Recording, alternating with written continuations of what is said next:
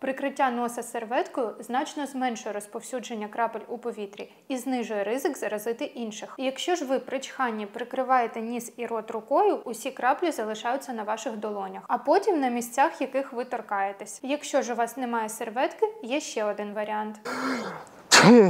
І цей варіант також буде більш безпечним, ніж чхати у долоню. А ви користуєтесь серветкою чи чхаєте у лікоть? Напишіть у коментарях.